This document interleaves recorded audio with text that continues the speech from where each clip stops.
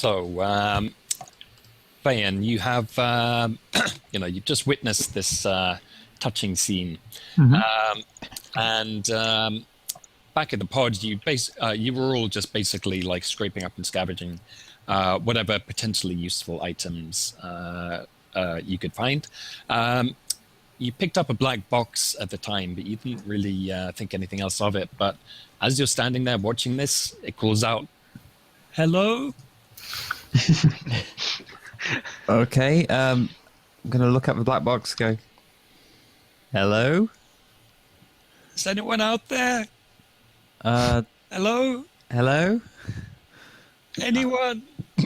I'll knock on the box. Anyone? Hello, we're here. Are you there?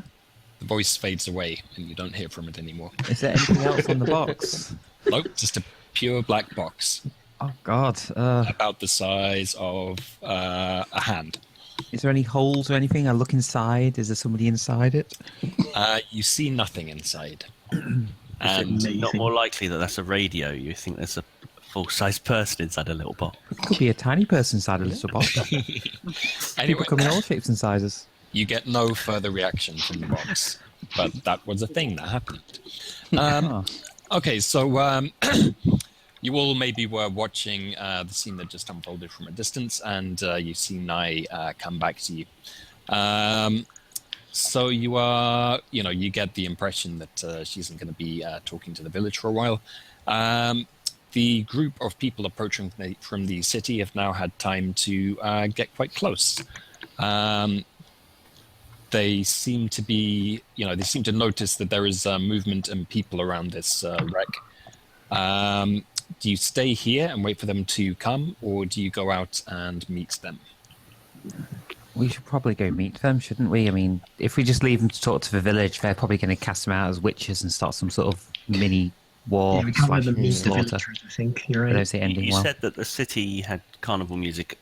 Have they brought any instruments with them? Are they playing music? Yeah, absolutely. It's a full-on party procession. Stayson's off to meet him then. He's going to start dancing towards them. Oh, when you said Feels carnival, the I music. assumed... Techno Sorry, Viking style. Yeah. Sorry, Fran? sorry, when you said carnival earlier, I thought you were more making a joke and say, "Oh, yes, it sounds like quite a carnival's going on there. It's quite a party," as opposed to an actual literal party. That Oh, is, right. that is literally the case. And Oh, I good. could see how you'd be misled by that talk of a carnival. it is... I'm too used to bad things happening. The sun is setting in the west, so it is setting in the background of the city. You can see that the city is lit up with all kinds of colored lights. There's kind of searchlights or spotlights, waving around the place. There's fireworks going off, and this whole crowd of people, even though some of them seem to be soldiers, they've clearly, shouldered their weapons or whatever, and they're joining in the party along with everyone else. There are indeed a multitude of instruments and colorful clothes and costumes. And as Stayson starts boogieing his way towards them in a funky manner, it's a full-on carnival, and various pretty people start surrounding him and getting down. And don't drop your guard. It could be a war party. Roll for initiative. But so I assume that the rest of you are... I assumed that was your advice to them, because Stayson's on the move, so... So the rest of you, I assume, are close behind, and basically, the people approaching make no bones about they're just like, yeah, you did it, yeah, woo, it's over, yeah, woo. Stayson raises one arm in the air, his flame hand, and shoots a quick burst of flame straight up. Everyone is loving that, and quickly the crowd is kind of crowding around Stayson and generally partying, and they basically, you feel very welcomed to join in with this celebration. They're like, some of them come up, and maybe some of them like a big kind of giant galoot-looking guy with a huge lantern jaw. Sorry, so do you say galoot? I did. What's a galoot? A big gorilla-looking chap, not literally, but kind of like think an orc or something. Like he's an abhuman, and he's just big and burly, and he approaches, let's say, Feyen, and he claps a huge arm around your skinny shoulders, and he's like, "Oh my God, how did you do it? What even is that thing? That's incredible! The power, it smashed that Zyron in an instant. Hey, everyone, yeah, hail to the heroes, yeah, they brought fire from above, yeah," and everyone's crowding around you, yeah, you did it, woo. Wow. They're treating you guys like absolute heroes. We don't like to brag. I mean, it was no big deal, really. So a huge audience, that is Erasmus's game. Absolutely. So he's gonna show some major illusions right now. Oh, very nice. Give me a little rundown of the things that he conjures up.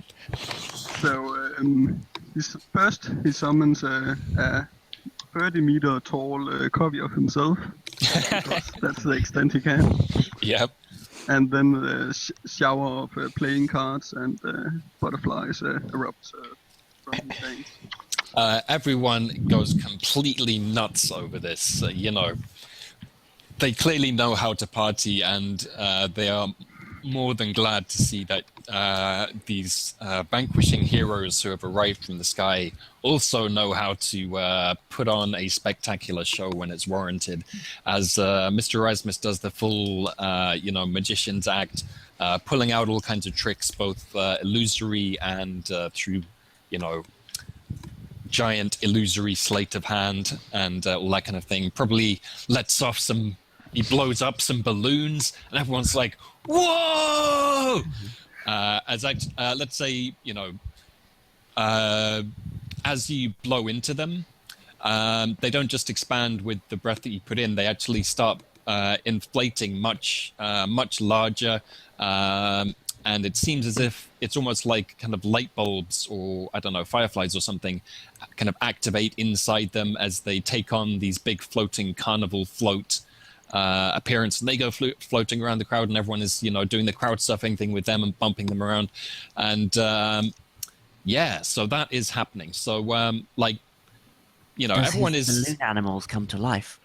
Yeah, they're moving around, making cute noises and toddling around the place in a totally harmless manner. And everyone is like thoroughly into it. There's drink and probably drugs flowing around very freely. Perfect. Yeah. I will partake in some of those.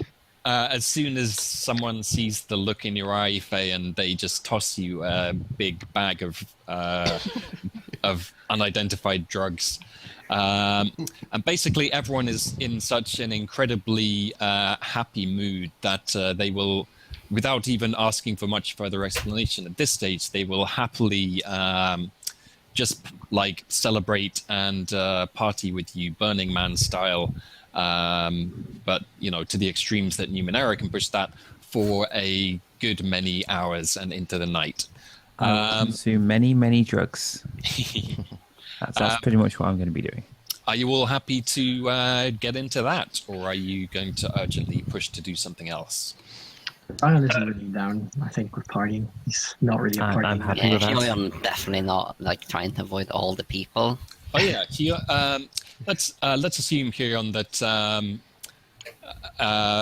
I don't know, either with your own medical supplies, or maybe somebody sees that you're wounded and actually comes up and tends to your wound, but they basically put it in like a cast or something like that, and give you some painkillers and stuff, so it's not an immediate concern. And nice. So you all do not want for companionship and general fun, if as I think Silas instead gonna ask around, see what's going on, like where are we? Yeah, what did we kill? that was so great or so bad and stuff like that. Okay, yeah. So Zion is going to actually try and find out a bit more information about what has happened here and exactly why everyone is in such a good mood. Everyone is more than happy to share information. They're like they don't even seem to pay too much heed to the fact that you're asking what you did. They're like still happy to give you credit for it, as they basically explain that this city has been in a fairly long-running state of war, with a colony of what they describe as horrible, murderous insects that lives, and they point out towards the crow's nest type thing, which actually, as the sun sets and the moon comes up, and the whole landscape around here is kind of swept by searchlights and the light of fireworks and things like that. But it's maybe 5 kilometers away, but you can kind of see it silhouetted against the gloaming night sky. This huge kind of crow's nest type arrangement. And you can actually, if you maybe look through your binoculars, as they point out to you, you can actually see large insecty beasts kind of crawling around it, seeming to be in some disarray. And they say, another thing you would notice, so you see the kind of squiggly line between, that is a gigantic canyon, basically, that separates the two areas and forms something of a kind of natural barrier between them and the insect nest, let's call it. Anyway, they explained that they've been in a state of war with these insects, and they were being essentially, it's not quite, well, yeah, kind of besieged, and it seems like this thing was coming for an attack. They were having to deal with a gigantic metal insect, which was fearsome and destroyed everything it looked at, and was utterly unbeatable. And they described that they were just readying their city's defenses and bringing online their secret weapons that they had to develop to try and defend against this thing, when suddenly a gigantic fiery fireball from the sky scorched across the battlefield and smashed into the enemy. They call it a Zyron, utterly destroying it. And in fact, as you look around the wreckage of the ship, you can indeed see, parts that are of a different construction from the ship and are evidently of this giant tank type thing. And give me a second, and I will gin up a picture of what this thing looked like. Where did it go?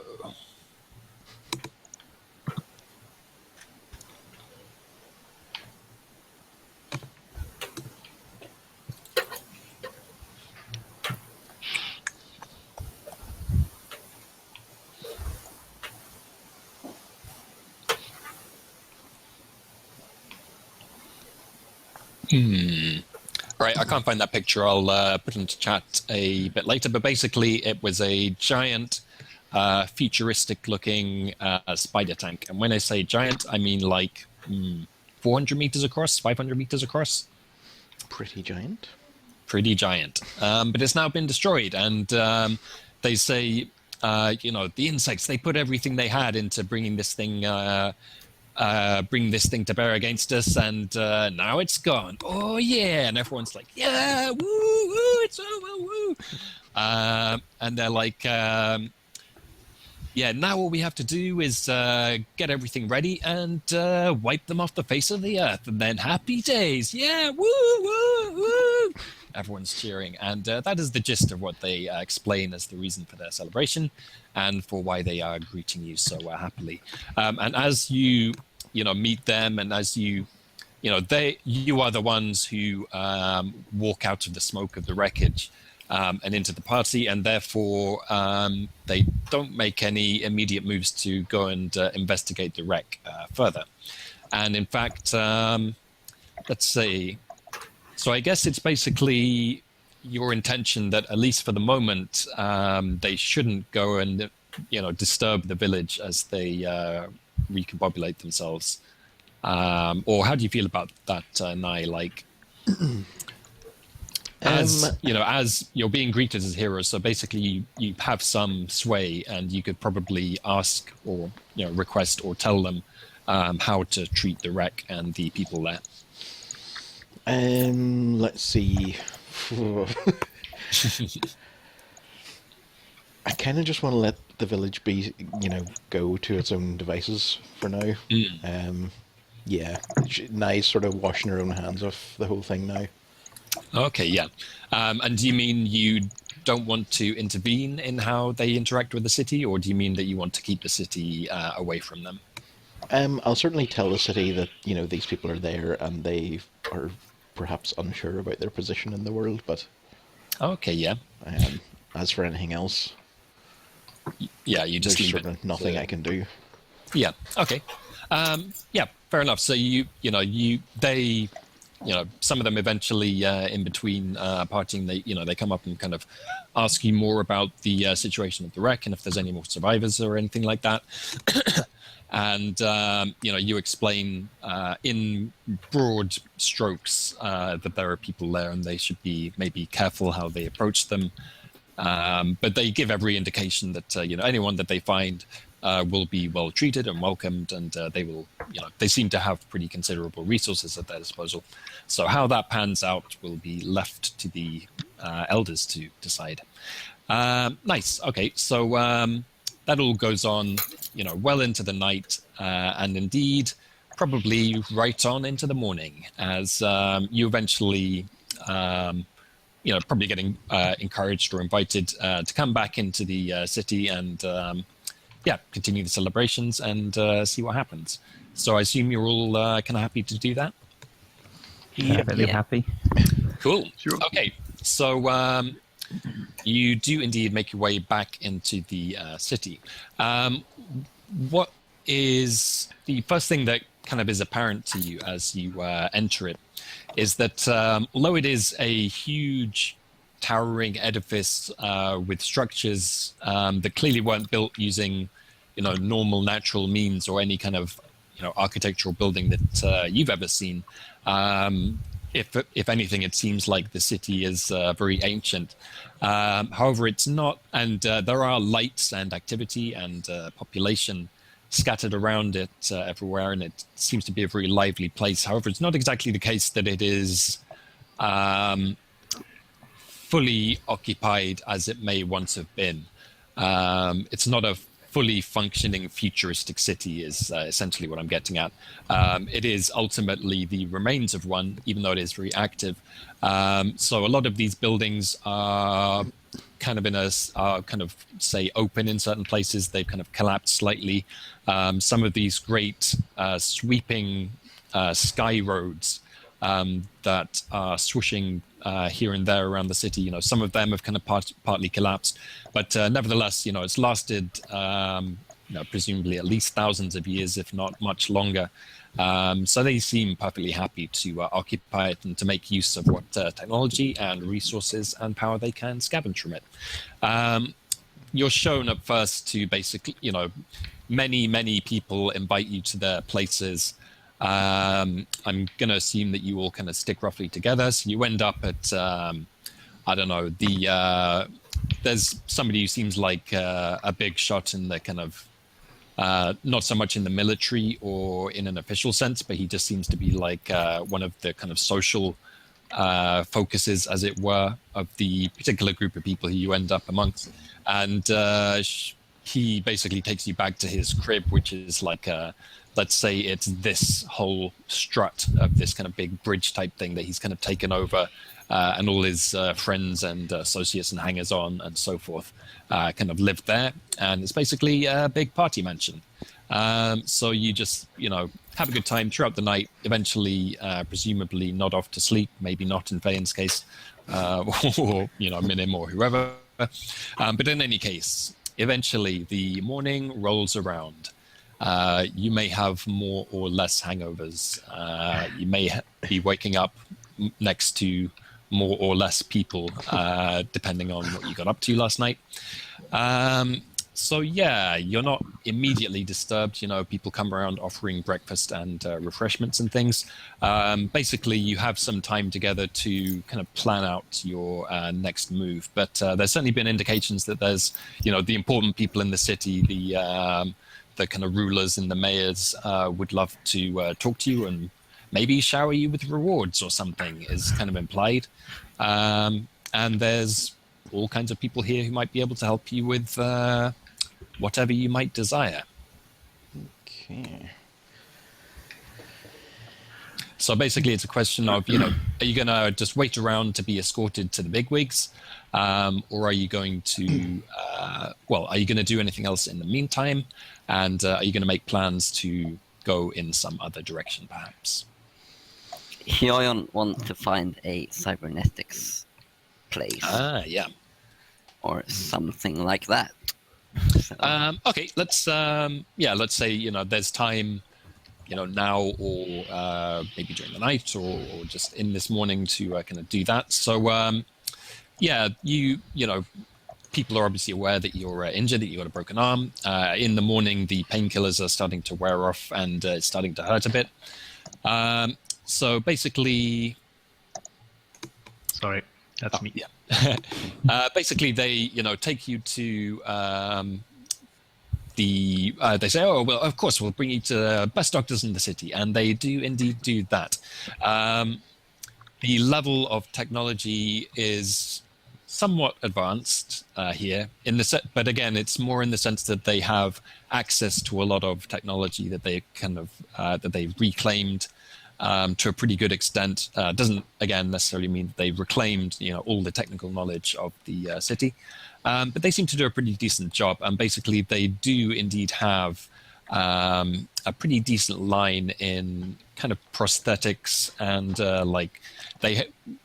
they're not super abundant, but they are able to scavenge up a decent kind of nerve connector essentially that you can use to kind of strap pretty much whatever you want onto your arm. I guess kind of jumping the gun here, but I'm going to assume based on what you said, but you can veto it, that you're going to need to amputate the arm, which is in a very ruined and bashed up state. Yeah. But I'll do it, it's fine. All right. Yeah. Do you let Statham volunteer to remove your arm? I wouldn't if I were you. No, I'll handle that myself. Your loss. All right. So, I guess... Or not. Run down, you can possibly... I mean, you've already modified yourself with various parts and things.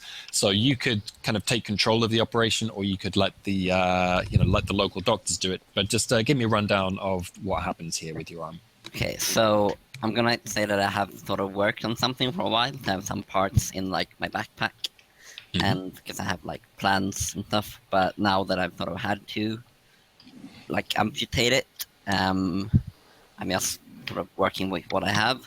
Yeah. So it's sort of an arm, and it's sort of covered in loads of wires. And the wires can sort of move about, so I can also use them as a whip by sort of extending the wires. And also they tie into all my short range interacting with machines and stuff. Basically, I just send out my wires.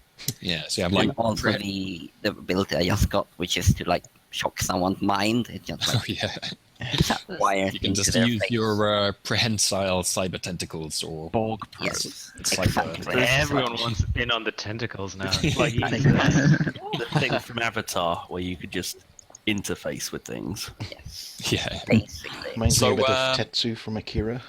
Yeah. The way his arm is. Well, actually, here you have a picture, do you not? Yeah, hang on, I'll link it soon, because I have a better one than the one I linked before. Oh, cool. Minim wants to know if you need the arm anymore. I mean, sure, you can have it. Nice. Do you need a hand? Hey. Oh, joke jail forever. Woo, woo, woo! Everyone around you is like, woo! Woo! Puns! Come from the sky and home. bring puns. Minim, do we see what he does with the arm? Puts it in his pocket. Okay. Gonna add that to my inventory. Hyoyeon's arm. It's not exactly in good shape. It's bleeding. Yes, they're very broken. Do you wrap it up, or do you just put it into your robes? Do you lick it like a lollipop? Let's maybe Wrap it up in the because he's basically covered in all of these like black wraps, so he just kind of like bundles it up in there. He's gonna make use of it soon. He's got a pet to feed.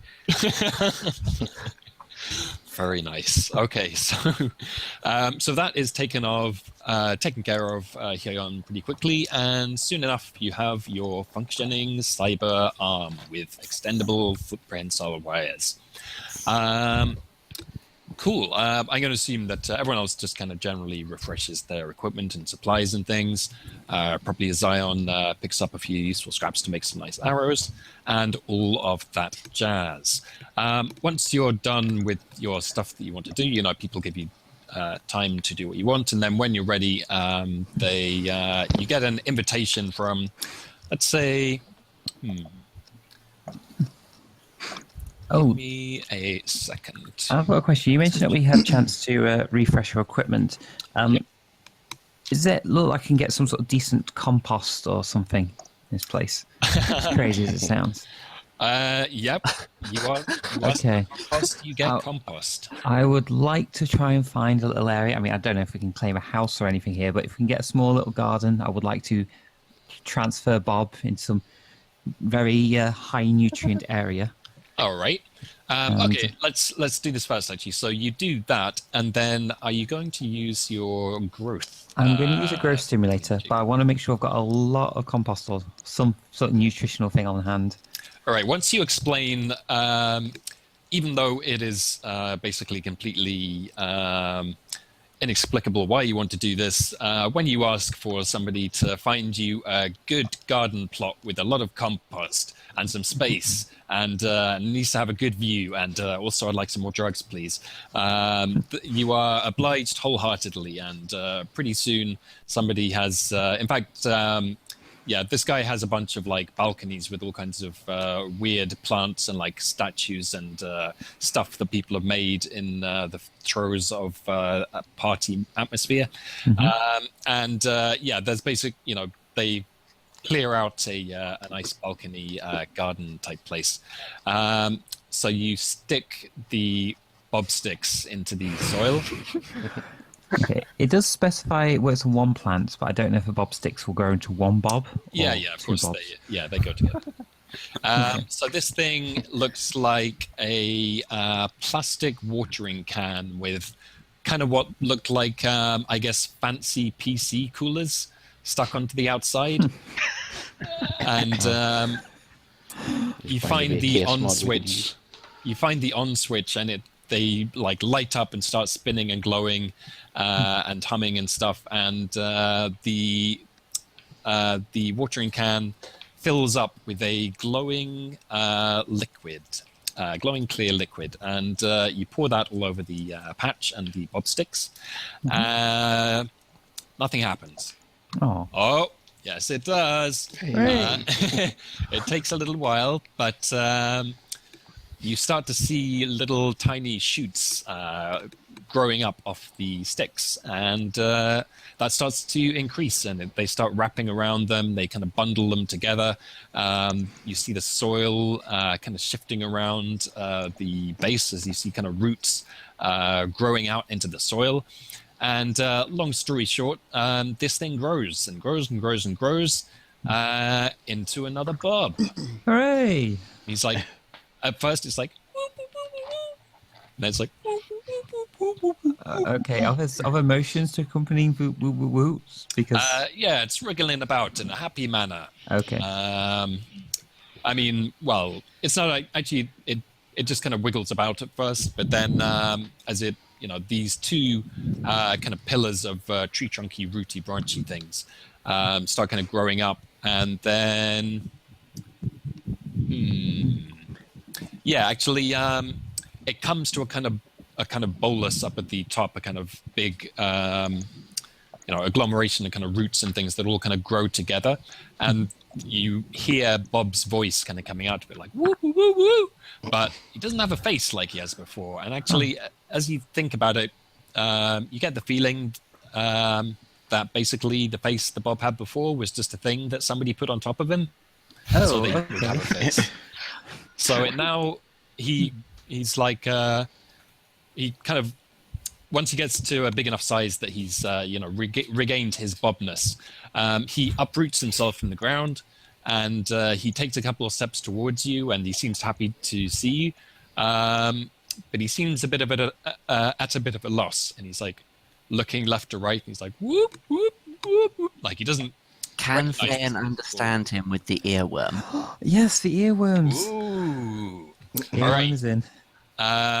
So, you found these earworms and you stuck them in your ears, except the people who didn't. I think Hyoyeon didn't. And as a result, even though you could tell that the people coming up to you in the carnival were, speaking in different language, you could understand them easily.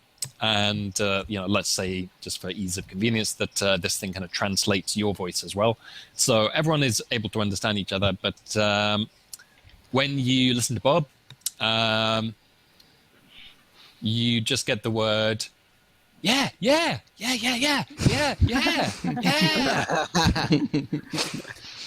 Oh, Bob. That's so Bob. Cool. So I feel that, in fact, one of the party people comes up to you and says, "Hey, man, what's it? He's called Bob. You're Bob's dad. You got to give him a face, man. He needs a face." Oh, yeah. Oh, geez, I don't know if I have anything to draw him on. You were handed something to draw on. Okay. That's probably better. I was going to use drugs or something. I was going to use some sort of powdery things, but that may have side effects. For us on the screen. Yeah. Oh, have you seen my old drawing skills? Let's do it. That is exactly what Bob needs. Oh, God. Okay. We all need to see this face. Right. I'll just put it within this. How big is the area? Shall we say about... Yeah. Yeah, stick it around there. So, everything in this square is... Oh, geez, I can't move that now. I like the way you said everything in this square. Like, there's going to be a lot of space. Okay, jeez. Wow. Oh, wow, I can't read. Okay. Oh, dear. Okay, face. Right. No one's watching. Wow. Here we go. It's two of those things. Yeah, he's got that going for him.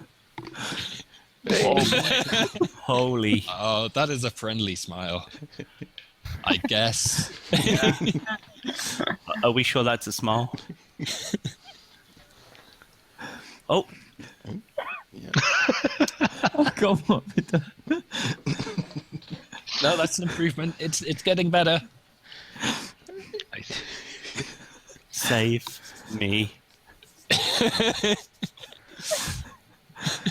Bob, stop saying yeah. Like, kill me. No. Is that a tongue? I guess. I don't know. I've got Is it severed? Because it's just like coming out of his lip. I'm just sticking out by his mouth. I can't draw well. It's a very thin tongue. Yeah. Are you sure? Well, you never know. I'm sure there's someone somewhere who's drawn. It works this better badly. than you can't draw, I'm telling you. 'Cause if you could draw, this would be really boring. And Bob would be gorgeous. All right, I want two more features on that face. Oh God. Okay. Let's see some sort of Does he have a nose thing. Oh dear. Oh no! That is a good nose. No, I like that nose. Oh jeez, I don't know what else to do. Eyebrows? Wait. I Eyebrows. suppose eyebrows. Yes. Or eyelashes. Or teeth? All of the above. Don't let us. Eyebrows. Or just one eyebrow. Oh, okay. There's the other one. I wasn't going to Monobrow. make it monobrow. Wow. Beautiful. Oh yes. I like that the tongue is out, like through the teeth. The one thing that you understand Bob saying is, draw me like one of your French models. All through this, Bob is staying very carefully still, although he is occasionally going like, Is that bottom tooth missing and the tongue's just That's the flames out idea. for- Yeah, okay. Nice. I like that. That's better. all right, this is the canonical face of Bob. Oh, does he get a character now? If you don't stop him from following you, he's gonna follow you. If you don't stop it. Yeah, Why would I ever stop him? I Well, do maybe not for know. going to a fire pit or something. Yeah, I am perfectly okay with this. Bob seems pretty strong. He could probably. You can't ride Bob. Oh, Okay. actually, no. Wait. He can carry one person. Actually, Oh yeah, he did carry. Carried him up a I saw mountain. before. he cradles people in his arms and carries them about. You can't ride on his back, but he could probably carry some gear and stuff without too much complaint. So he's now part of the party. He's your responsibility. Yeah, for him. You're his daddy. I will do my best to care for him. I do have Alright. one important question though. Is this actually Bob or is this a new Bob?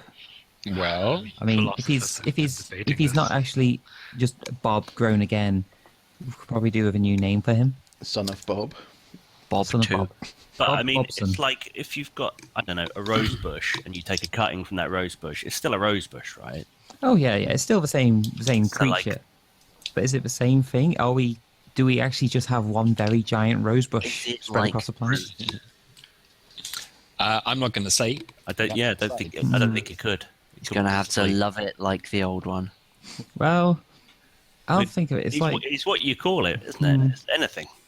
You we'll make call it him. what it is. We'll call him. Well, I don't know. Bob was Tan Moore's name for him, so. That's his slave name. What about if you take Bob and you say it backwards? Say it backwards, yeah. So instead of Bob, it's Bob. Whoop, Yeah, Bob. whoop. Rob. Bob. Bob. Oh, I don't know. Bob. I I don't don't know. know. That's going to be too weird to say. I can B.O.B.. barely say it now. Wait, wasn't his name Bob? Yeah, but Tan Moore gave him the name Yeah, Bob. so but it's Bob backwards now, so it's Oh, Bob. okay. That was the joke. Oh. Yeah, why not? It's Bob backwards. The anti-Bob. All There we right, go. nice. Okay, so Glad we cleared that up. having done your rebobbing business, well, does anyone else have anything they want to take care of before they go and meet the high and mighties of the city? Well, Long. Statham's without wheels at the moment. Is there any sort of car showroom type places? Let's see. Oh, hold on. First of all, I just found the picture of the giant spider tank that you destroyed, so I'm going to take care of that first. Also, where did Statham come from? Why was he on the ship? Where were you, man? You showed up late. Don't question. Don't question me. I saved these guys. I re-listened to the session. It was unexplained. I think he fell through a vent. Yeah. That doesn't explain how he got there. Well, Or you know, maybe he doesn't yeah, it want does. to Came explain. out of the vent. punching spiders, I think. They were so relieved to see me that the question just went out the window. I mean, why does the sun rise in the morning? He was an invisible, punching, floating man who Yeah, could no walk one up questioned walls. that either, did they? They could just climb up Yeah. Nope. a spider. All right, so first of all, this is the tank. Ooh, wow. Destroyed. That is badass. I want to be with them. And his dick. Now that could be a good vehicle. Yeah, if you hadn't destroyed it with your spaceship. Is that Oh little... God! I mean, we keep destroying things with it. That's quite big, isn't it? Because I think that's a person at the bottom. Oh, geez. That person is The shadow. actually a small building. Oh, What? wow. Jeez, that is impressive. I'm very glad we destroyed that. Might be a bit too big for us. Yeah. That's got to be at least Alright. a 5 difficulty. Do you remember the blood wagon from before? Yes. You've lost that station. It's well, maybe it's back at the liftoff site, or maybe you lost it before. But you are in need of some. You are in need of a new motor. So let's see. All right, you know what? I'm assuming the last one was insured anyway, so Yeah. What I'm going to say is, If you don't mind, do you have the link to the Pinterest? If not, I can give that. Ooh, do I? I'm going to put one in the thing. And what I'm going to say, if you don't mind, is have a look through that and see if you can see an appropriate vehicle for yourself. There should be quite a few scattered in there. That's a link to my robot arm. It's not done yet, but Oh, nice. imagine more wires.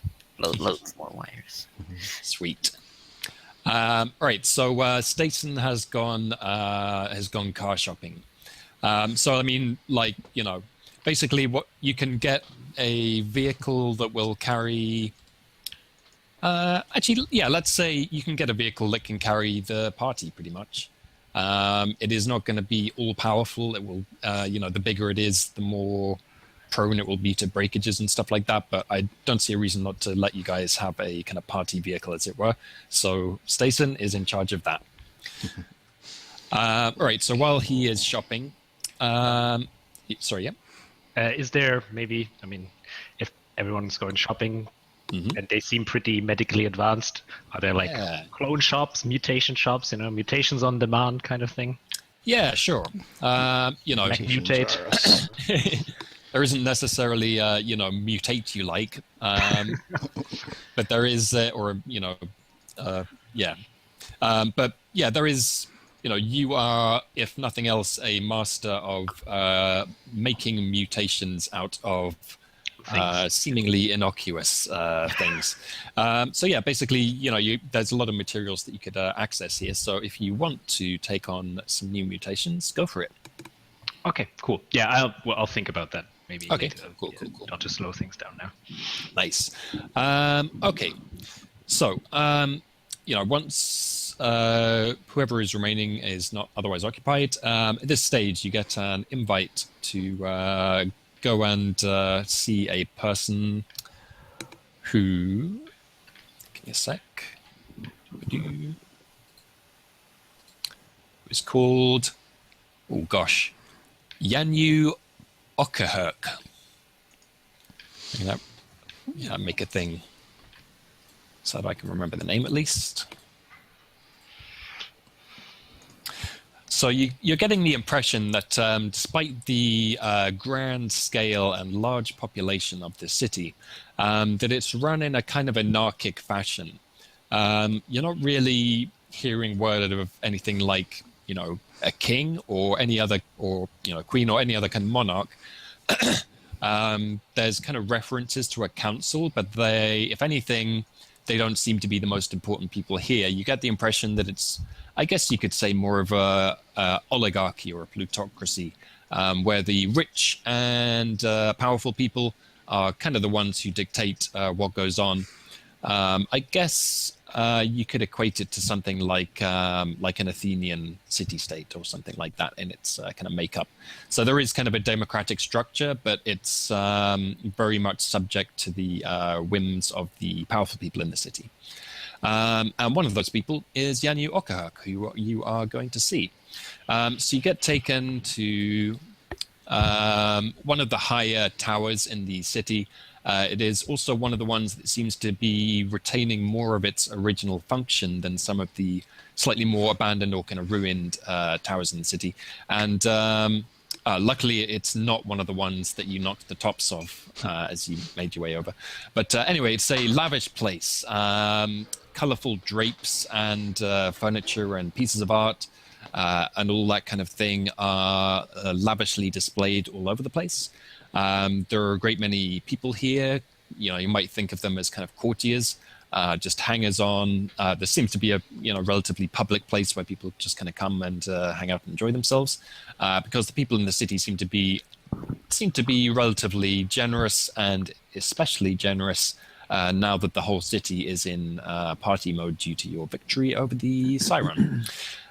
So you get taken into a large, you might almost think of it as a throne room, on which I haven't really found a good picture to hand, but let's say it's a young-looking lady with dark skin, very elaborate hair, and extremely elaborate clothes.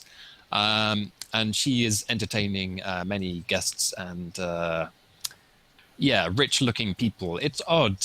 You're used to rich and powerful people comporting themselves in a higher class manner. You know, you're used to the existence of aristocracy and nobility as a marker of kind of power and richness.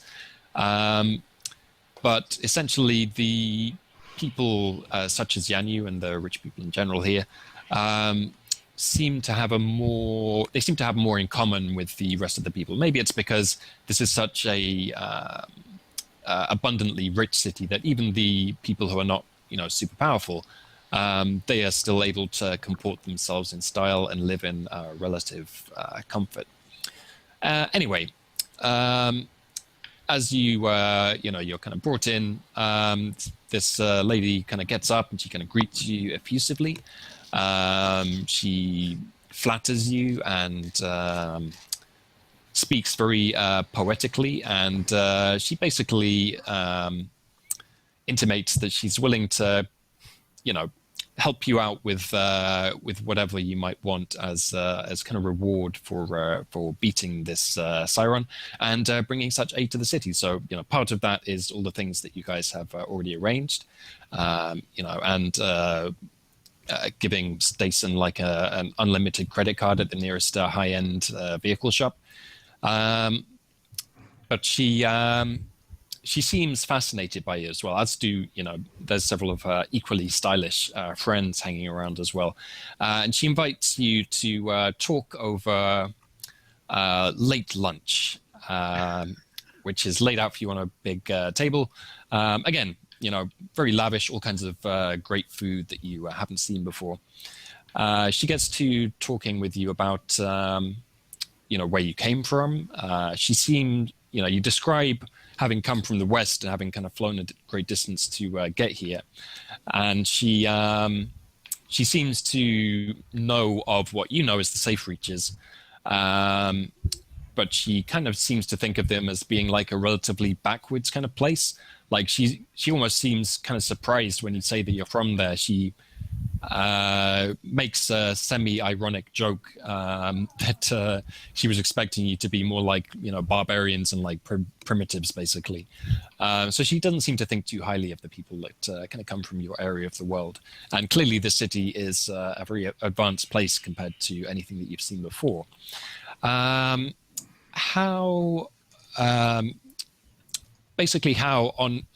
you explain to them in much detail how you came to, be how Mother Mountain came to come screaming across the sky and bash into the Siron? Like, are you honest about it, or do you kind of play up your role in it, or kind of what?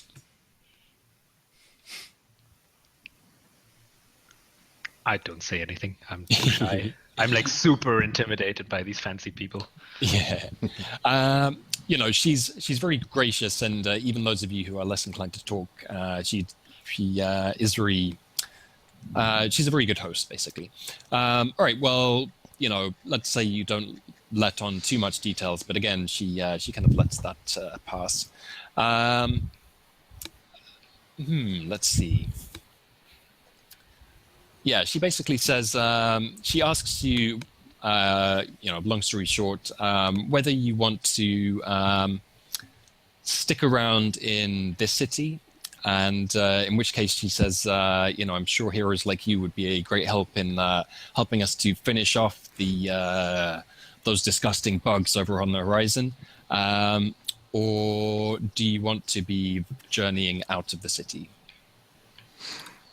You guys, I think you may have talked about this before, but are you guys wanting to go back home or not? Well, we're going to need to head back at some point, but I don't know. Like, for Minim, it doesn't really matter so much, and but I'm thinking probably for the people who have already made like a living in that area, it's probably going to be more important. Don't know what those people think. Yeah. Zion definitely has business to attend to. Well, I'm not too fussed about being a hero, but if these bug things come back and they destroy the city, what's going to happen to nice people? Yeah, That's imagine. I mean, that's a good question.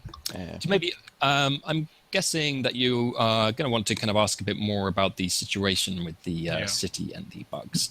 So anyone who wants to can roll to basically kind of ply her for a bit, because she speaks in a somewhat glib manner, and it's not immediately easy to get very solid details on her, from her.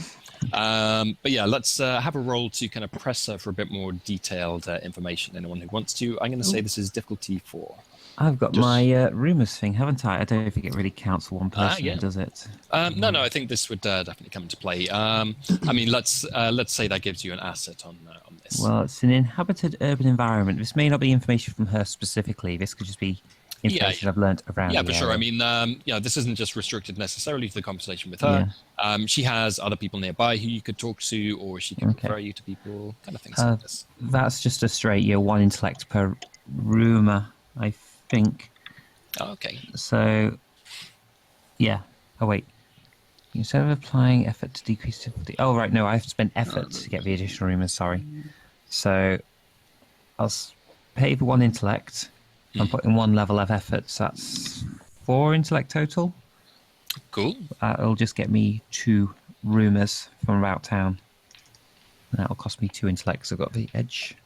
Yeah, go for it.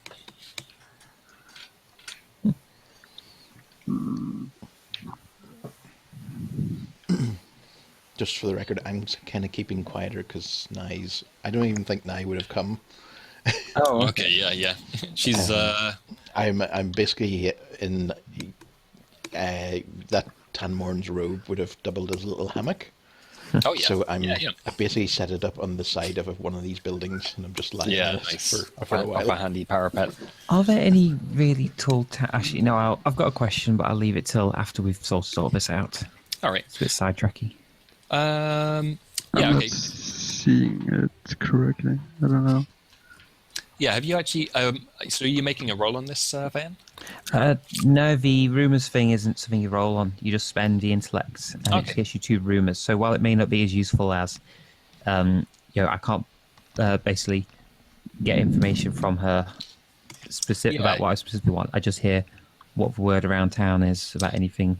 Fair enough. All right. All right. So some things that you hear are, like Nye, I think hanging off the side of this building would be very comforting to you and reminiscent of hanging outside the side of Mother Mountain. I just need that right now. Yeah. Cool. So, Fayan goes scurrying about.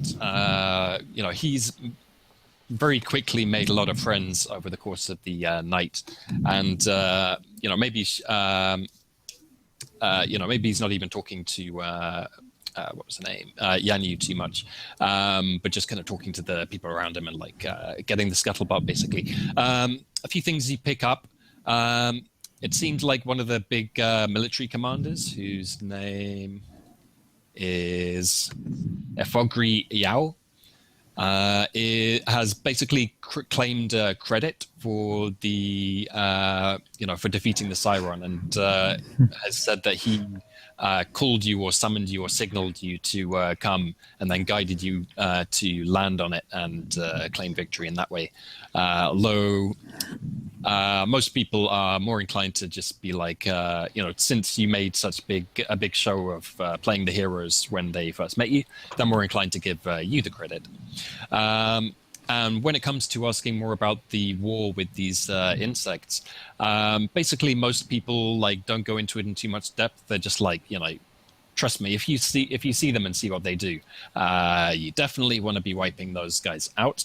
They talk about kind of raids of insects just ravaging kind of the outskirts of the town and kind of carrying people off and mutilating them in all kinds of horrible ways and all kinds of stuff like that, is what they talk about. But actually, you talk to one girl who talks almost with more of a conspiracist kind of mindset, and she says, that's all bullshit.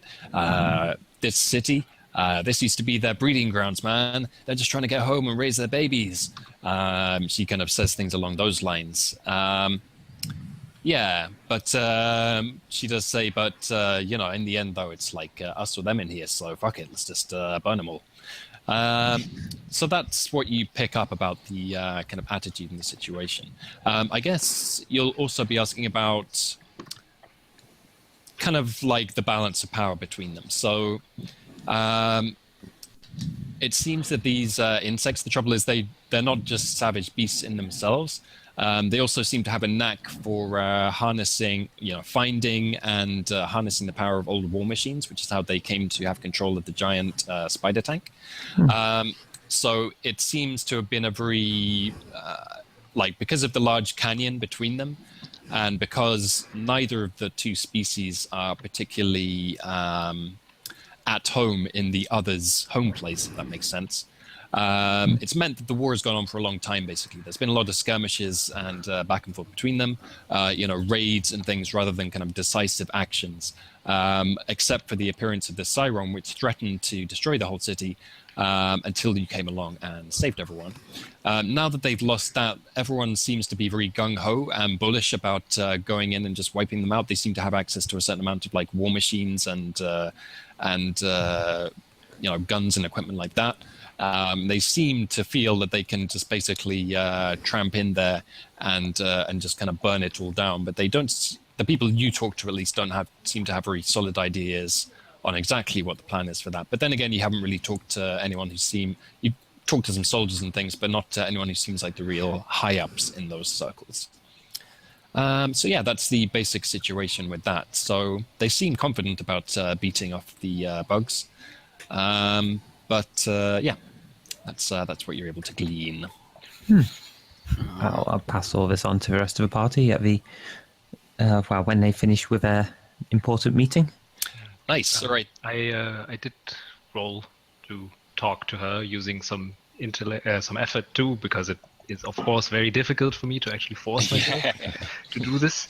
And what I want to know I talked to her in not asking direct questions because I really don't know how, but I'm basically just trying to glean if she's telling us the truth. Like, is she lying to us? Is she seemingly like holding something back from us whenever she talks? Yeah. When other people ask things. All right. So you succeeded in that role. So you're able to see that, as far as you can tell, not that you're an expert in these things, she certainly seems to be being straightforward and just honest with you. She doesn't. I mean, it's a bit difficult for you in particular to tell because, as I mentioned, she has this very kind of glib, kind of sophisticated way of speaking. You get the feeling that she's constantly making little in-jokes and references that you don't fully understand. Yeah. But nevertheless, as I say, there doesn't seem anything particularly deceptive about the way that she is. How does she smell? She has a very complex and layered arrangement of artificial scents on her. Okay, so I can't really make out her sort of emotional state or whatever like that. No, it actually obscures that. Okay, cool. And in fact, that seems to be the case with a lot of the better of scents and perfumes and things seem to be part of fashion just as much as their rather very extravagant and kind of futuristic and sophisticated outfits are. So you seemed like basically between you talking to her and Fayen's scrubbing around and general inquiries, what you've heard so far seems to be a basically pretty accurate summation of the situation. How does that how does their dress compare to the more lower class people we might have seen? Let's see. So basically, in terms of the richer people that you're looking at, they don't really have the huge, grand kind of gowns and I guess what we would think of as more like Elizabethan type attire that you would be used to seeing on nobles. It's more like high, futuristic, modern fashion. And they have things like, they have attachments and accessories that leave kind of trailing flits of lasery light drifting around them, or kind of clouds of color, or their skin seems to change color, or a lot of them actually wear basically kind of body and face paint. in different shades, which is kind of iridescent and has kind of glittery metallic kind of textures. It's all very extravagant. But the people who seem to be less well off, basically they seem to be getting by pretty well. Like they're not really wearing like scrappy bad clothing. It's just not as extravagant. They don't tend to wear like makeup and accessories and things like that. But it seems to be decent quality clothing that they're kind of wearing. Okay. Yeah, it's the climate here is warm and balmy. So if people feel like it, they don't have to dress up very much. So yeah, this seems like a very prosperous place, essentially. Even if the people don't have much in the way of assets or positions or jobs, just the structure of the city inherently provides, shelter and more or less abundance for kind of everyone. Well, I do want to ask her about her dress, or like how she's dressed, and if she can recommend someone who can help me with that. I think she's super stylish. Yeah, she appreciates your appreciation, and as soon as you bring up the topic, both she and a couple of friends of hers kind of crowd in and start giving you advice. Oh, you must no. We send them down to Jean Baylard down in the no. Oh, I'd just love to see him in this, the new autumn line from blah blah blah. And anyway, yeah, they're crowding around you, and they very much want to dress you up. So snake makeover. Yeah, snake makeover. All right, I want you to describe your snakeover. Okay, so I want to incorporate the new oddity that I found, which is just the chromatic paint, I think. Right? Oh yeah, definitely. So I found this, but I take the designs that they have. Yeah. The fractal designs, and given that it's pretty warm, I sort of take my armor, which is anyways made out of my his own molted scales. My own molted scales that sort of change color. I basically I want to refashion that armor in the more fashionable futuristic style that is hip among the upper classes. Yeah, and then maybe it also snakes in the same way that the body paint that I'm going to put on and the face paint. So you're like coordinating between the between the armor, and then it sort of runs over into the same, like where the armor ends, the body paint begins, sort of. Oh yeah, awesome. All right, I'm loving it. So, and in fact, I'd kind of forgotten about your, as you've developed, your hide has become kind of iridescent and kind of color changing in the light, and it's actually very beautiful as it is. And in fact, that draws a lot of admiration, and especially when they catch wind of the fact that you're kind of responsible for this, that you've been mutating and changing yourself. That seems to draw a great amount of kudos from certain people who are into that kind of beautifying body modification, although in your case it's extra exotic because it's also granted you this kind of huge size and strength and this kind of fearsome appearance, and everyone just loves that. They're like, oh, he looks so fierce.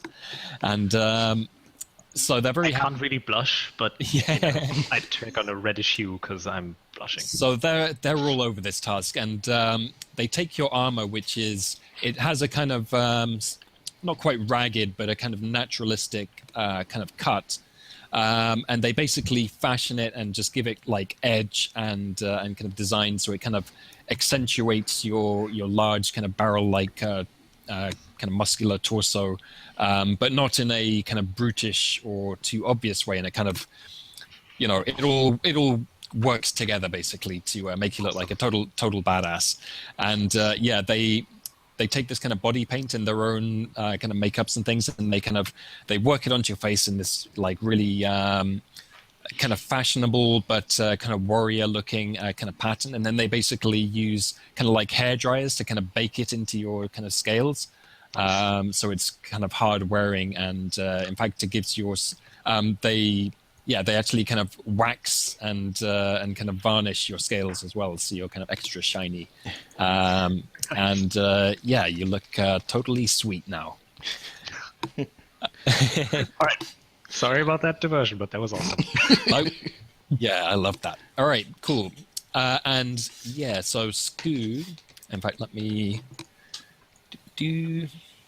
It's quite hard to find vehicles on that page, I tell you. I scrolled and scrolled and scrolled. I saw about 3 Yeah, in sorry. total. I guess there's not that many. No. I should fix that at some point. But I like the one that you've picked out, so let me make a handout for that.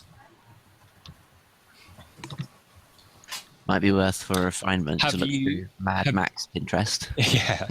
Have you named this beautiful machine? I have not. All right, no problem. Let's maybe... I don't know. For now, it's called the Stationmobile. And it looks like... Just wait for it to upload.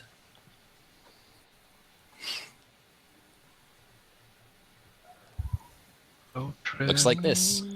Nice. Cool. So you have this badass reclaimed mining vehicle, which has various guns and defensive turrets bolted onto it. So you have the keys to that, and it is in a garage waiting for you. So let's see. Kind of like the reason I'm not really pushing you too hard at this stage because I don't kind of really want to railroad you too much. But I'll kind of outline, I guess, what kind of options you have.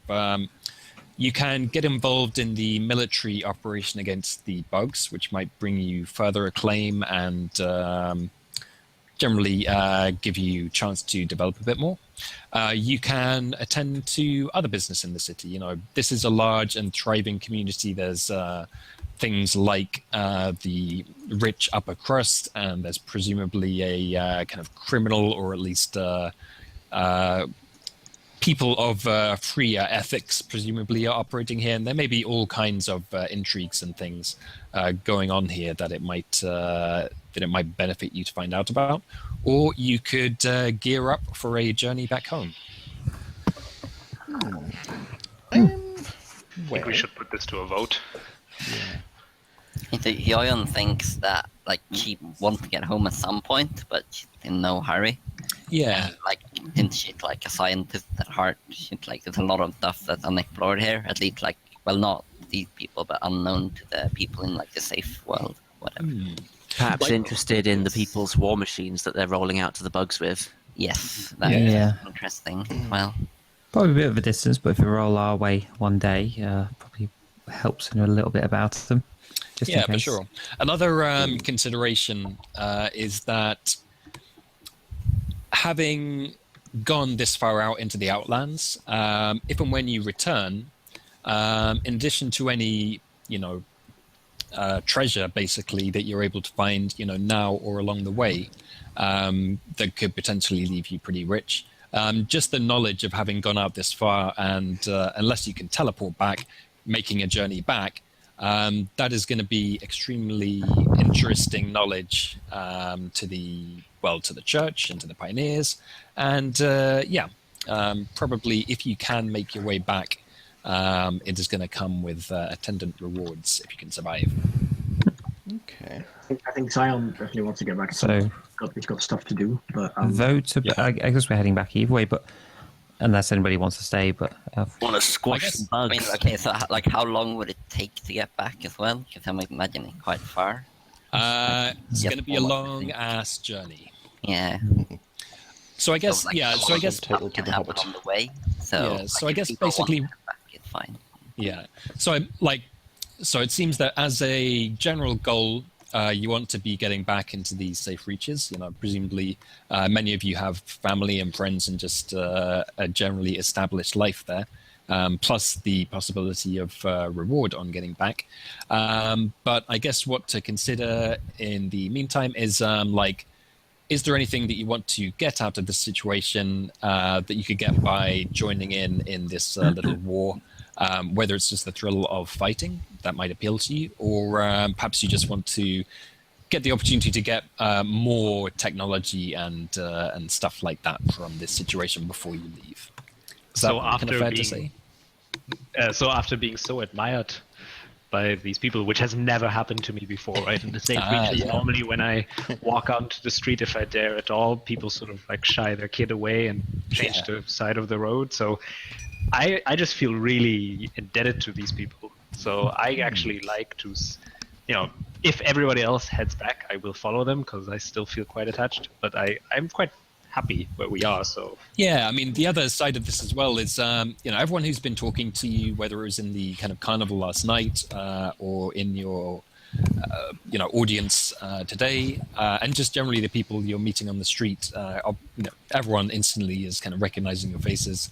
Well, unless you make efforts not to, I guess. But basically, you arrived as like conquering heroes who destroyed this giant tank in a great ball of fire, and certainly the more martially inclined and the more soldiers that you talk to, they're all like very much gung-ho for you to like join them in this kind of crusade, basically. And they're like, you'll be with you'll be there with us, won't you? And all that kind of stuff. So certainly they are encouraging you into that. Do we know if there's any sort of communication with these creatures? They seem to no is the short answer. Right. They seem to regard them just as as just beasts to be wiped out.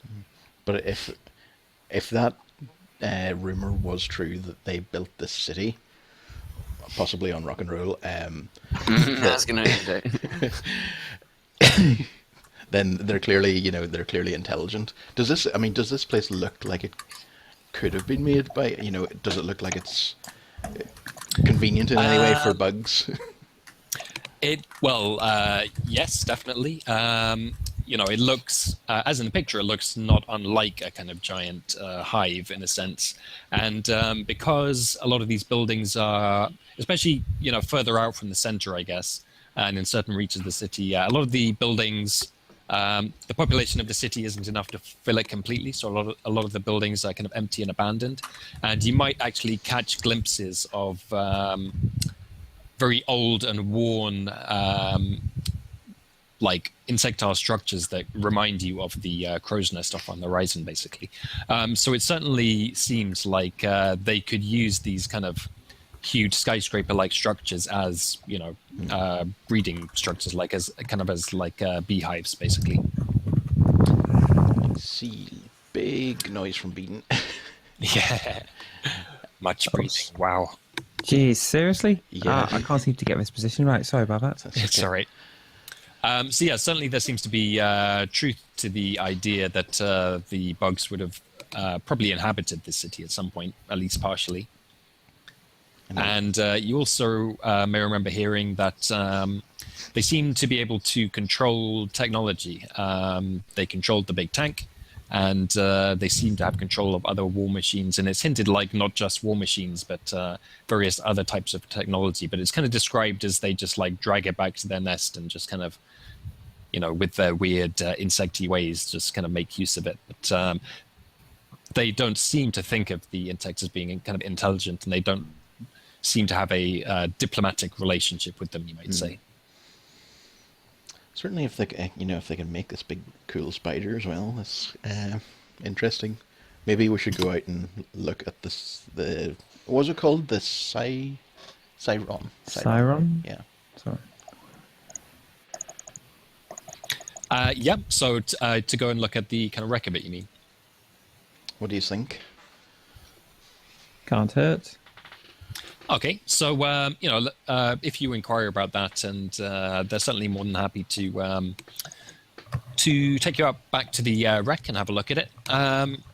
Basically, you're not really able to actually. All right, so what you see when you examine the wreck and the remains of the Cyron is it is a very huge and large and presumably ancient war machine. It's difficult to imagine any kind of insects or anything like that building it themselves. It doesn't, clearly the crow's nest and big nest is made in, an organic way, as I say, like a big nest or a wasp's nest or something like that. But let's see. I think, around certain parts of the what remains of this huge machine, you do actually see evidence of what at first looked like kind of barnacles, or a kind of so kind of barnacles are a kind of like crustaceous kind of structures that are kind of built up around certain mechanical or electronic kind of bits like access ports and things like that, which it does appear might have been the work of these insects. Let's say, whoever wants to, who is technically minded and who would have a closer look at these things, so presumably Hyoyeon, maybe Zion, or maybe someone else, give me an intellect roll difficulty 4 to work out some more information about this situation. So I still have these proboscis, is that how you pronounce it? Oh, yeah. Yeah. That allow me to identify Numenera close by. So even though I'm not super technologically minded, if it is somewhat... well, I'd say something like this is just going to basically reek of Numenera. of ancient technology. Okay, is it biological technology, or is it you're able to pick up signs of both, actually. So does my training for Numenera apply for this? Yes, it would. Yeah. But so the machine itself definitely seems to be inorganic. Mm-hmm. It doesn't seem to be biomechanical in itself, but along with visually seeing these encrustments at various points on it, you just get the sense that it's somehow been intruded upon with organic matter and stuff. Okay, so maybe I'll scrape off one of those barnacles and put it in my... Okay, yeah, you get a sample of this stuff, and basically, in fact, it's kind of interesting. As you pry it off of the structure of this ruined machine, it seems to be connected by kind of strands that almost resemble wires that have kind of dug into the joints and ports that are scattered around that area, and kind of dug into the electronics and the the governing parts of this particular part of the machine. Okay, interesting. So it might help me to learn how to interface with machines too. Indeed. Yeah, so I'm going to say, you're picking up signs, if I didn't already say this, that the insects seem to have a pretty advanced methods for controlling this kind of technology, which may or may not indicate some interest, an understanding of the technology. Okay, so that's what you that is what you find at the wreck site. Let's say you've met back up with the station, so you have access. You have access to the station mobile, which is large enough to somewhat crampedly hold all of you. So you can trundle around with that. So you have pretty free movement in the area around the city, or you can go back and do anything that you want there. Basically, the people are saying that the attack that they're planning is probably going to happen in a couple of days. So we can kind of skip that time, or if you have anything you want to do in that time, you can do that. So I would like to use the cipher I got, which is the fluttering recorder. Oh, yeah. It's a tiny insect made from metal. It flies up to 5 kilometers away and records everything it sees there for an hour, and then returns and replays it. Oh, nice. So can I send that to the nest? Yes, definitely. Especially when you get out to the crash site, that is kind of well within range. So, I actually need to step away from the keyboard for a couple of minutes. So take a couple of minutes break. Right. Okay. I think I want to build myself a little crow's nest on top of that turret at the top. Just right outside, hang on to it. I'll probably be down with the engine. Yeah. Yeah, I mean, I think it'll be... It's the hallmark of any cool story that you have a cool vehicle where everyone has their station and does cool things. I'll be down in the engine. Just look at the 18. Making sure. Exactly. Yeah. Giving her all she's got. We do need a better name for it though, because I don't like the Station-mobile. It's for everyone. It's based on the one piloting it. Apparently, he is the Is it still fueled by punching? Well, we're going to retrofit it to be fueled by punching later. Have to get a punching modulator or something. I'm sorry, I can't do techno By very the well. way, if sad Nye is getting on anyone's nerves, I will expedite the unsaddening process. That I can help with that. No. Yeah, that actually might be an interesting turn. Hey. No, I kind of like this story, to be really honest. It's cool. I mean, I kind of wish we had stolen that thing, the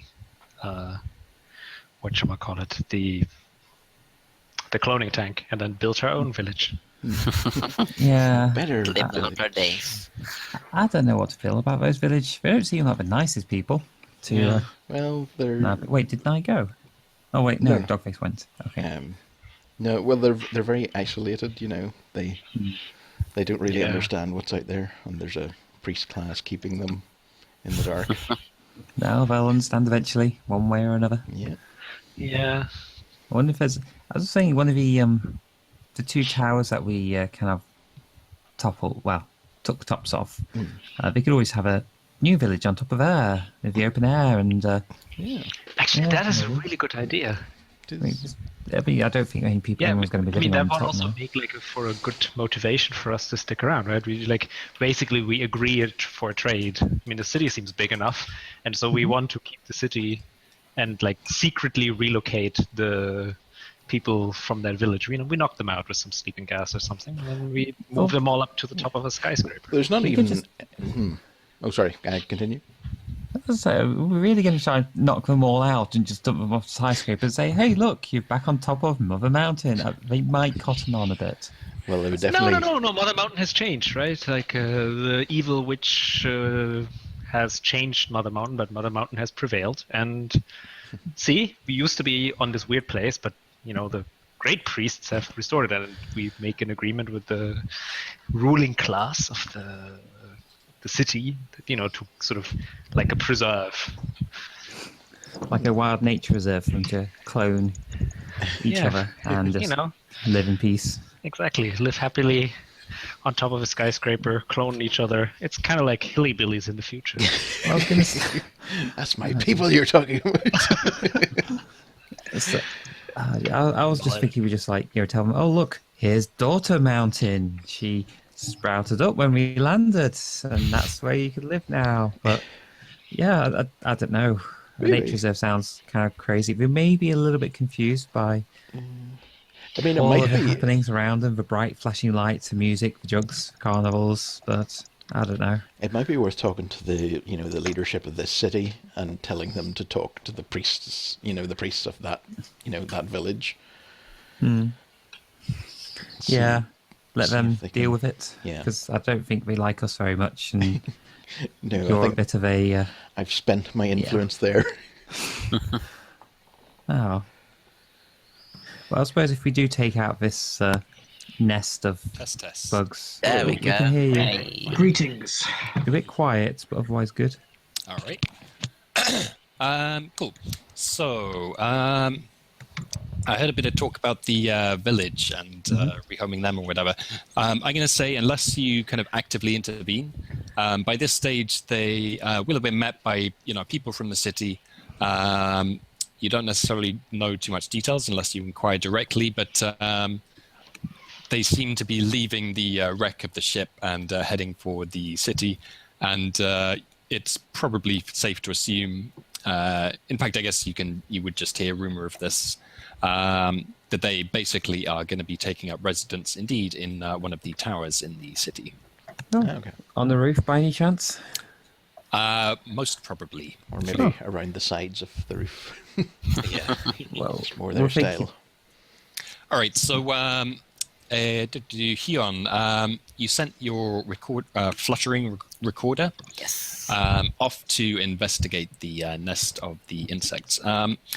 As you see the video feed that it sends, it's like watching the video from a drone or something. Yeah, the play sound as well. Yeah. In fact, it comes with a PlayStation-style controller. And basically, you fly towards this thing. You see that it is indeed not only a very large structure, it's at least 500 meters across. But in fact, you can see as you get closer that this is actually only the upper portion of it. And this big nest type structure is actually built and burrowed down into the kind of mountains that it is sat upon. You see a great number of insects crawling around on it, and they mostly seem to be, well, they're very large for a start. Like most of them seem to be at least kind of horse-sized, and they look like, second.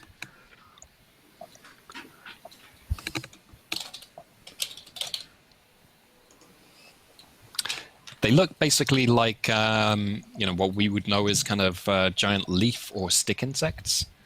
And if I can get a picture to upload.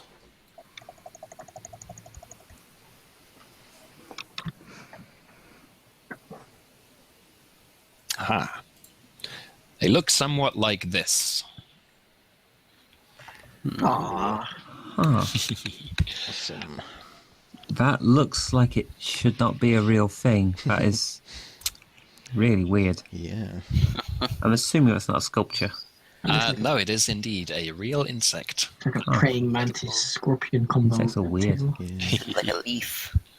But there are, so those are the main ones that you see scuttling about. But actually, as you fly this thing in closer for a closer look, you also see that there are various other, mostly also very large, but other kind of forms of insect. There's kind of some that look like large stag beetles or carriage beetles, I guess. And there's a couple of other types as well that appear, but they're all moving around in a very like organized ant-like fashion, basically. And there are absolutely loads of them. But as you fly the recorder down further into the depths of the nest, you come to see a fairly huge kind of cavern that is very interwoven with these great branching strands of organically secreted material, like in an ant's nest or something. And you also see, basically you see artifacts, you see machines and the remains of parts of buildings, almost like sections of the towers and things from the city. Have been kind of dragged into this space and set up for various uses. There seem to be various kind of substances being stored in the abandoned offices and apartments that make up these buildings. And to fly further down and see more undetected, give me a speed roll difficulty 4. Right, let's see. But I'd say you'd be specialized in this. Speed and an effort. Aye. Nice. So you cannily maneuver this thing without it being detected by any of these insects. Maybe you see actually various small kind of flying insects and drones and things kind of buzzing around the place, and you imitate the motion of those in order to remain undetected. And as you send the thing further down into the lower depths of this thing, as well as becoming darker, you actually seem to see, basically built into the structure of this hive or nest, in a very organic manner, are bits of technology and machines that seem to be providing power and light and heat and warmth in certain places, seem to be pumping water in certain other places. And in fact, you actually catch a glimpse of what seem to be things like holographic displays and I guess flat displays as well, they seem to be kind of glitching, and they seem to have, like their function seems to have been warped, like a circuit bent speak and spell or something. So they're displaying weird symbols and things that are kind of flashing past very quickly in a patterns that you don't really understand too well. But there seems to be rhyme and reason to them. Like this almost seemed like a readout of the equivalent of like pheromone trails and things, kind of basic instructions and, as it were, signposts. And messages that get passed around between the creatures of this hive. That's about all that you can see immediately. If you go any further down, the signal starts to cut out and degrade. So you have to pull this thing back, and that is all that you're able to see from that. But it is quite illuminating. Yes. So do we know what the the city's plan is to deal with this? Because it seems like quite a lot to deal with. Like, Yeah, I think we need to go Are they and prepared? involve ourselves. yeah. All right. So, having checked out this area and got some intel on the hive, you head back with the others, back into the city, and you start getting involved in the kind of planning process for this offensive against them. You see that they have drawn up a very motley scattershot collection, but still quite formidable collection of kind of war machines of varied types. Some of them seem to have been kind of found and scavenged from among the remains of the city, and some of them seem to have been brought in from elsewhere. Even despite the relatively advanced technology and science of this city, they don't really necessarily have a full understanding of all of these machines, but they seem to have at least enough that are in working order. And they point to some things that are like... I don't know. Imagine the hover tanks from Halo, but with like batteries of kind of missile pods mounted on top. And they indicate that they're going to like bombard the place with these. They have various like incendiary bombs and things so basically they're going to kind of shell this place with a bunch of artillery that they have. And then they're going to just charge in and guns blazing seems to be basically their plan. They don't seem to have like kind of in the same nature as the city, like it doesn't really have a centralized command structure. In the same way, this army is basically just a collection of people who have guns and weapons and stuff and want to fight. There are some who've like risen up as being more listened to in terms of the planning process and getting things organized and organizing brigades and stuff like that. But there's not really like a central command structure who is organizing all this stuff. So they seem to just be indicating that they'll just rely on the technology and the machines that they have to win the day. They also say, like basically they believe that this is the perfect time to hit them because they describe the insects as having just like put all of their resources and energies into making this giant tank, which they were going to have to deal with, but obviously now don't. So they say that they're like currently kind of weakened and depleted, and they reckon they should be able to beat them. They're just like, anytime they talk about this stuff, they're like, yeah, and then we're going to kick their asses. Yeah, put them all. Woo! We're getting a very Starship Troopers vibe for all this. Would you like to know more? Yeah. Well, See, yeah, the more we find out about the spiders, the more it seems like they're intelligent, and maybe there's like an organizing intelligence behind them that's controlling them. well, do we need to kill them all or just stop them from trying to fight the other guys? You do keep hearing, like, whatever the situation with might be with their intelligence or whatever, certainly the relationship that they've had so far with the city, or at least in the recent history, has been just open warfare. And certainly the insects seem to have no compunction against killing and ravaging. But likewise, they describe lots of attacks that they have made against the insects and like burning out their nest pods and harnessing them for experiments and stuff like that. So seems to be a mutual antagonism between them. That lady we talked to, did we ask her if she ever tried to communicate with these people, these bugs? She, when you bring up that subject, she gives you a kind of slightly patronizing look, and she's like, can't be done. They don't speak. And we've even tried sending them messages, like by, killing them. But we tried killing them only when they approached. We tried killing them in retaliation for their attacks, but they're just not getting the message. And they. I mean, she says in a more refined manner than I'm speaking. But she basically indicates that they don't think it's worth, or they don't think there's any possibility of that. Strikes me as a very limited vocabulary. Yeah. I mean, she speaks very finely, but as you talk to people and as you get the feel of the city, one thing you might notice is that there's kind of a lot of immigration and emigration. there isn't necessarily like really long established like families and institutions. People tend to like come and go. They'll come, get rich, and then go somewhere else to enjoy their wealth, or they'll kind of go off on trade or do other things like that. But basically, there's not much in the way of what you might call institutional knowledge in this city.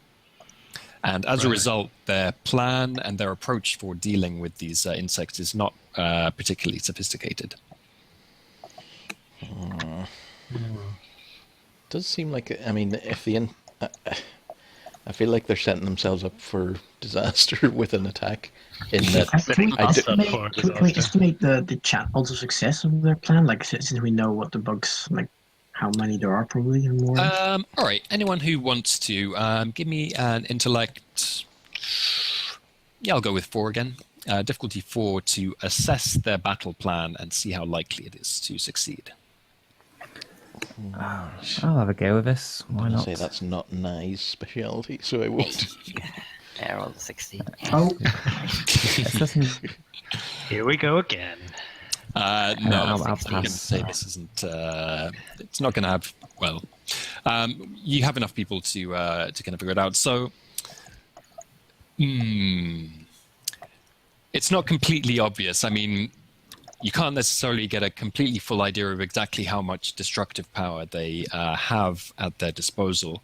If there was a weakness that you can immediately identify in their plan, it's just that it's so simple, and they don't really seem to have anything in the way of a contingency plan for if it's not as simple as they hope.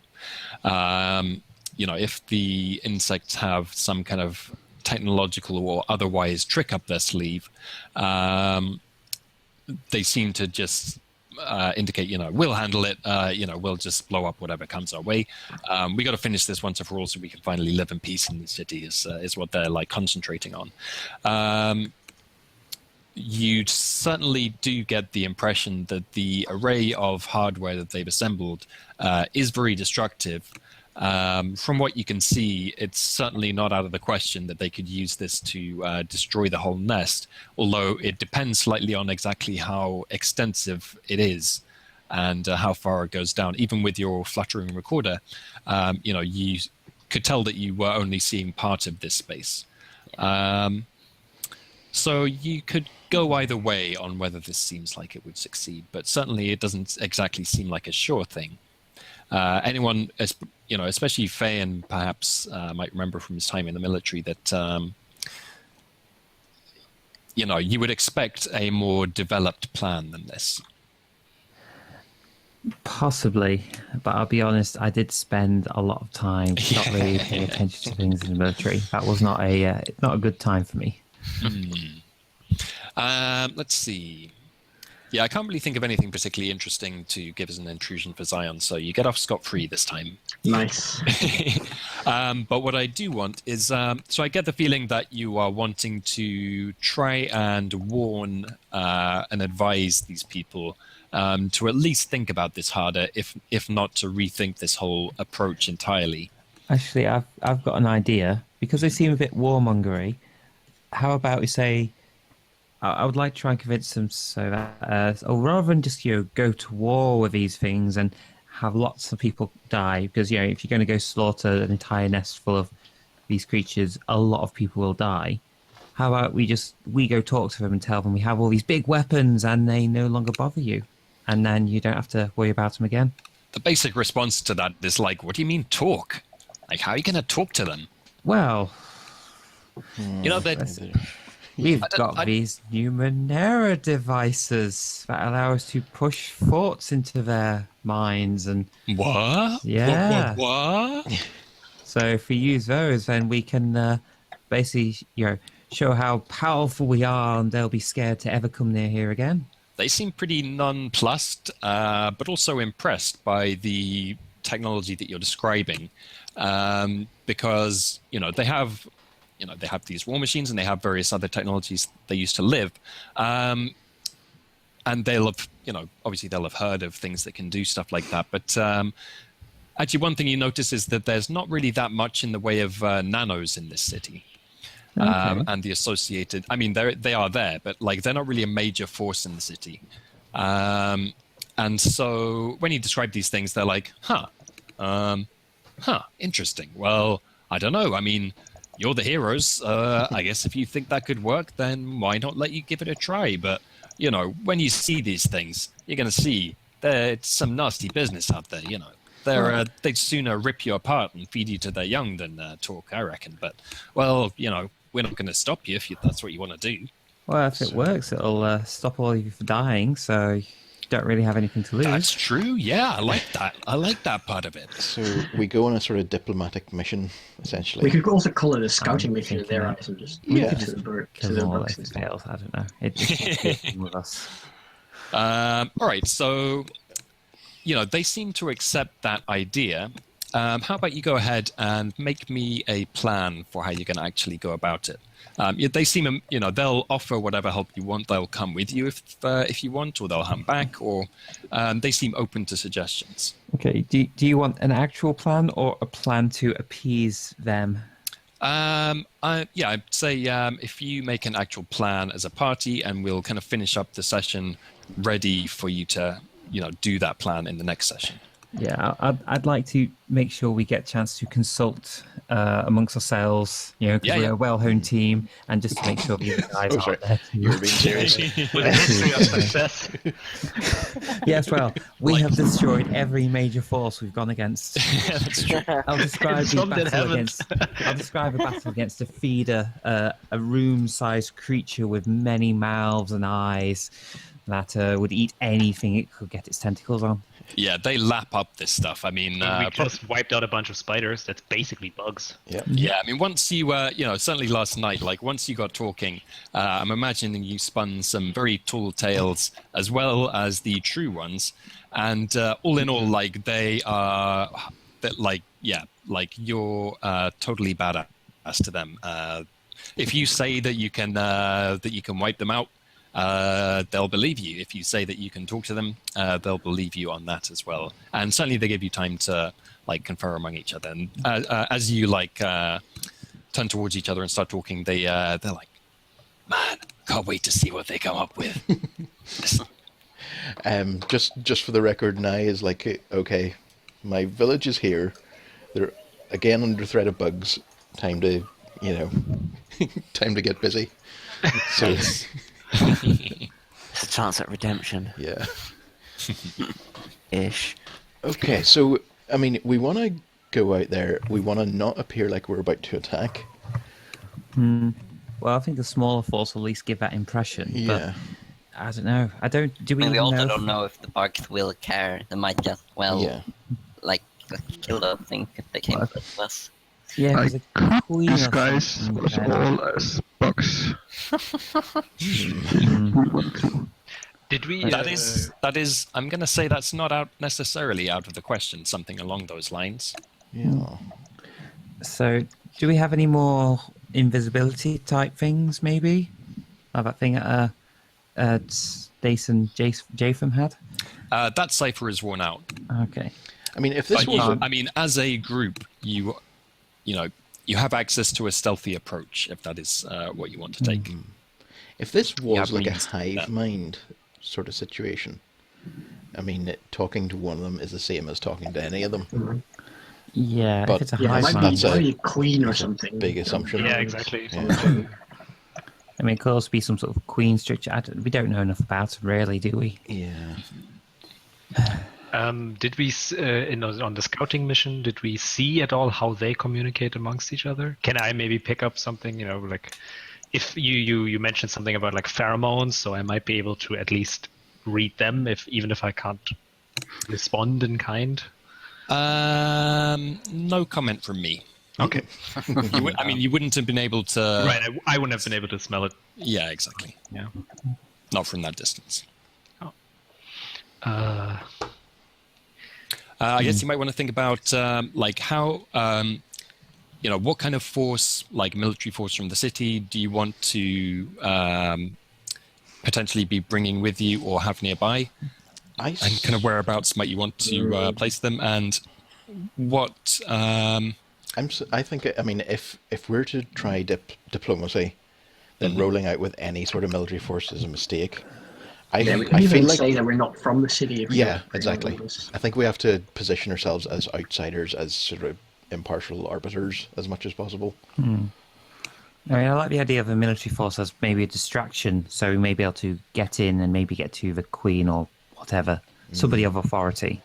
But they may also assume that we're some sort of sneak attack and just... assassin force. I guess we could theorize this for a while, but we need decisions, damn it. We need to decide what we're going to do. I mean, do we know if... So they like war machines and things like that, and we just happen to have gotten a new cool warmobile type thing.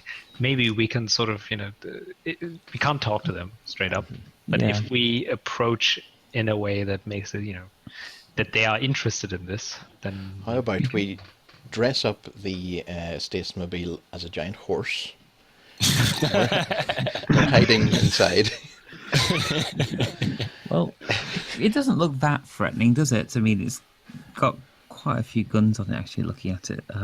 I retract my statement. So Dear. it wouldn't be out of the possibility to disguise it as a bug or horse if we want to do that.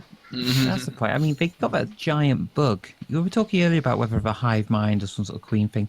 How would bugs like that pilot and control a bug like that without some sort of either individually high level of skill or some sort of hive mind thing that you They might have mentioned? some I think sort my of, idea of Well, the queen thing... barnacles, right? They use those barnacle type things that We might have some sort of techno. Use what? Sorry, monocles. Yeah. And Hey, can I try and dissect the techno barnacle and see A if barnacle? that allows us to, or like maybe Hion can do that? I'm going to say you don't really get too much apart from what you've seen. I mean, you definitely get the sense that this is like what you might think of as like a biomechanical interface. It's not immediately clear how exactly they work, but they seem to, they have like this organic structure on the outside, which seems to potentially have like sensors on it, if that makes sense, like biological sensors. And that seems to, in some way, interface with and kind of control the machinery that it is attached to. I mean, this is just a suggestion, but you did bring up the Trojan horse idea, and like if you left this thing outside, they would probably be interested in it and might bring it inside. Maybe you are inside that. Yeah. I'm not... It's like the stage after that. That's the Yeah, it's like, let's take a look at what's this creature here. I mean, the problem with the Trojan horse approach is if they do take it inside, they're going to think, this is a very obvious Trojan horse. Let's sit outside it and wait for something to emerge. Unless we do that, but we're not actually inside it. And then infect it and we emerge, and then it's like surrounded by a million bugs. What if we disguise it as a juicy caterpillar? it's already got the or a big caterpillar treads. Or we could They're not only treads, put they're giant stealthy. wheels. Damn we it! could only I put can't get anything right with this thing. only put stealthy crew members in the horse and have them open, like Yeah, that. it's about all my bluster. I don't have But I any mean, ideas. if you want to communicate that you're peaceful and you come on a diplomatic mission, generally like sneaking in and exactly. deceiving people generally is not the best like first impression you could make. So you say we need to make some sort of peaceful gesture that Exactly. doesn't Like doesn't threaten them and doesn't bug make... equivalent of a white flag kind of thing. Well, we don't want to the surrender. pleasure We may just think we're giving up. The better How- entrance in my mind. How far away in terms of like time traveled is it from the human settlement? Well, it's about, so the city to the crash is about, I think I said like 2 kilometers. And Okay. the crash to the hive is, I'd say, about 5 kilometers. How But do we get across? it is interrupted by this very deep canyon and a lot of rocky ground and stuff. Is there a way across the canyon that we might have been told about? Well, you need to get across the canyon. Yeah. You have a vehicle at your disposal, and you just so happen to have an expert driver. And a bob. That's true. Also a Bob. I don't think Bob will be able to pick up the vehicle, though. That might be... Well, no, but we'll make a ramp and we jump the canyon, obviously. There are a few narrow spots I'm seeing, like around here and here. Maybe we could rig up some sort of simple bridge. I mean, I don't know how narrow they are exactly. How are the army planning to? Sorry. I'm going to say there is a station. Scoo, are you still here, by the way? Yep. Yeah. Sorry, by the way, you haven't had much to do this session, but I'm giving you That's something all to right. do I'm now. not feeling too good anyway. Yeah, basically there is a ramp, rocky structure that forms a natural I'm ramp going to jump it. here, and I would very much like it if you jumped it. But It's happening. yeah. I saw that little bit earlier and thought, I'm going to cross that. All right. How- While you guys have been planning and sitting in the back of the vehicle talking amongst yourselves planning, you have heard Stacen driving and heard the rumble of the machine going along. And as you get close to the jump, describe what happens, please. Oh, we're doing this already? Oh, wait. You just hear a voice over Actually, the hold PA. on. Stu, give me a speed roll, difficulty 4. You're going to be specialized in this because it's a stunt. Effort. Lots of effort. 1 sec. Critical Plenty of effort. Yeah. Plenty of effort, guaranteed. I can just see myself sort of sitting in the back here saying, right, Difficulty what? we're really, Difficulty 4. we've got to not rush into this, not make any sudden movements towards them. Wait a second, why does it feel like It's we're like going here up the a ramp? engine slowly like revving up, and it's like, oh mate, what's happening?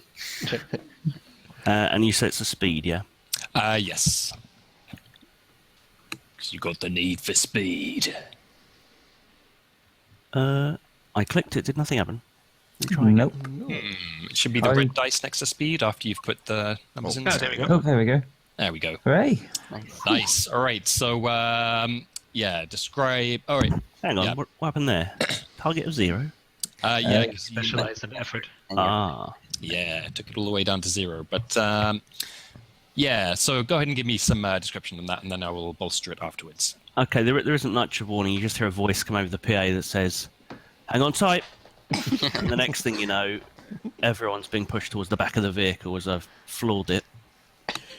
And after, I don't know, about what feels like just a second of acceleration, you hear you feel a sharp jolt, and then we are airborne for what feels like about 5 seconds, but it's probably not in reality. But it feels like it's 5 seconds, and before you realise what's happened, we've landed on the other side. Nice. Right. Right. So, yeah, I'm just gonna add in like, so you lock down the throttle, and it's like that. It's like the accelerator in Mad Max that has a lock at the bottom. So you just floor that, and the engine roars to life like an awakened beast. The sound throbs throughout the vehicle, which is suddenly seems to be going so much faster. And as you get to the bottom of the ramp, the wheels.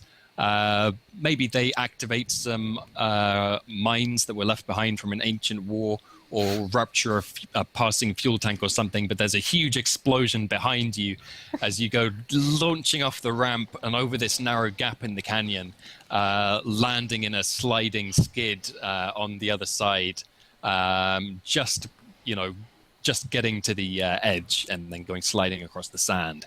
As the flames go up behind you, and insects, a few of these large insects like poke up over a nearby ridge to investigate. Session end. Done. Well, yeah, we're halfway there. Yeah. And we Canyon. are living on a prayer. Oh, I'm sure it'll all work out. I mean, it's always worked out for us in the past, hasn't it? Definitely. Otherwise, fuck disguises. Well, When the next session is, I may or may not be around, so I'll leave my driving in the hands of Dogface. Yeah. It's going to be same time next week, so 2 p.m. on Saturday. So Yeah, you're more than welcome to I come along, probably or won't if be. you're not able to. Okay, so Yeah, no problem. I'll be here. Yeah, no, we'll be happy back when we can. stopping Sorry, the go ahead. stream. Oh, yeah. Yeah.